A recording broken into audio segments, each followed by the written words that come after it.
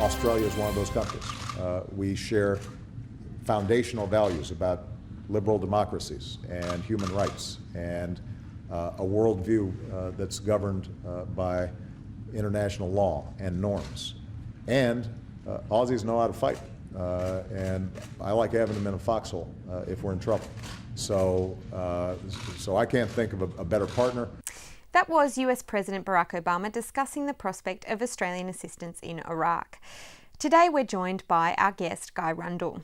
Guy is the writer-at-large for media website Crikey.com and regular contributor to a host of other publications in the UK and Australia. Previously an editor of Arena magazine for 15 years, Guy has also worked as a writer and producer for numerous television programs. His most recent book is A Revolution in the Making, about 3D printing. Today we look at the civil war in Iraq and the declaration of a caliphate on the Iraq-Syria border by fighters representing ISIS, the Islamic State of Iraq and Syria. The situation appears to be deteriorating. On Wednesday morning, graphic footage emerged of US photojournalist James Foley apparently being decapitated by ISIS fighters. The recent military incursion by the United States has been justified on the basis of defending Yazidi refugees who are being targeted by ISIS. Guy, what do you make of this justification and the situation more generally in Iraq? Well, it seems that the situation is that there almost isn't an Iraq anymore. The main effect of the Islamic State's movements was to abolish the border between Iraq and Syria, which were obviously established as a colonial era, and to split Baghdad and the Baghdad area from the Kurdish zones. So you really don't have an entity known as Iraq anymore, and they're really trying to put it back together. In that situation, I think you have to look very carefully at the justifications being given for any involvement or any intervention by larger forces. We saw with the Yazidis that this was initially labelled a genocide, that there were tens of thousands of people on the mountain, and then as it turned out, there were only a few thousand Yazidis on the mountain.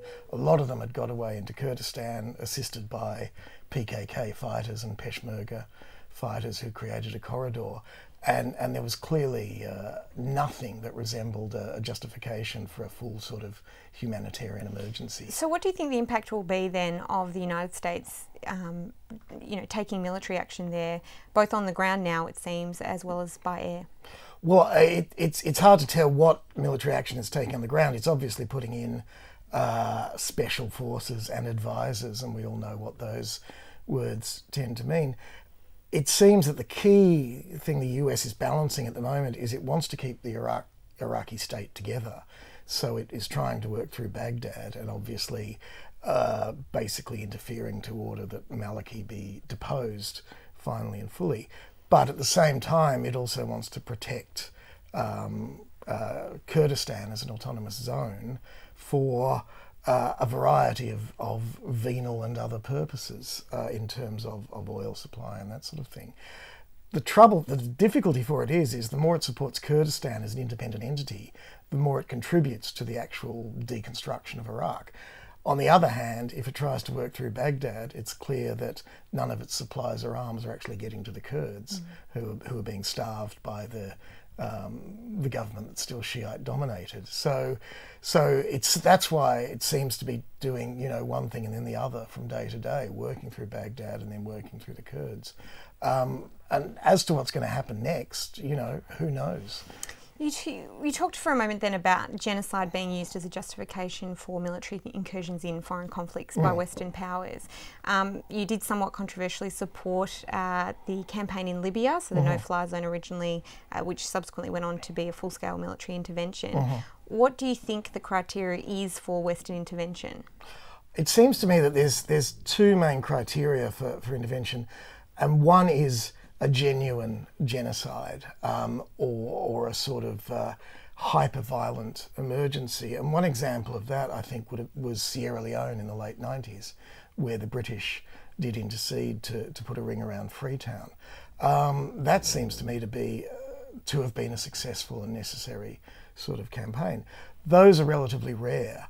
The other example, which is also not common, is it seems to me where a revolution or an uprising that has goals you'd agree with is in deep trouble, is threatened with annihilation, and is actively requesting from a number of its different components foreign assistance and involvement. Working out the truth of those claims, though, whether it is a genocide or a genuine revolutionary request, can be difficult. It is, yeah, and that's the interesting thing. I mean, and I think in the case of genocide, where you'd be interfering intervening unilaterally, it's a very difficult question, and it has to be asked very carefully whether it's the G word is just being thrown around, or whether it is genuinely a total meltdown of a region in which nothing you did would actually end up as a worse result. Even if you dropped some bombs on innocent people accidentally, you had a situation where the slaughter was so high that nothing could be worse than intervening. I think there are cases where that occurs.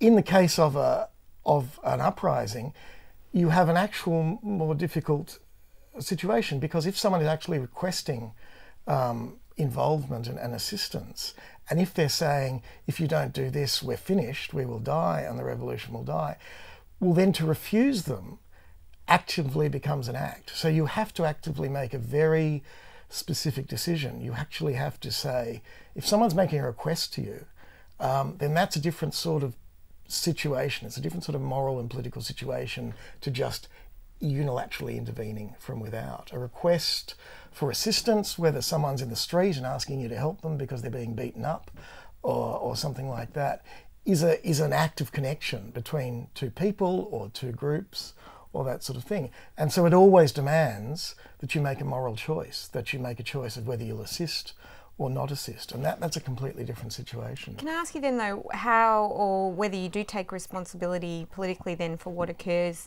when you do intervene? I mean, one of the things about Libya is I don't know that people who are advocating for the intervention necessarily anticipated that it would end in the way that it did, or that the conflict now, how the crisis in Libya now would be an outcome of that intervention.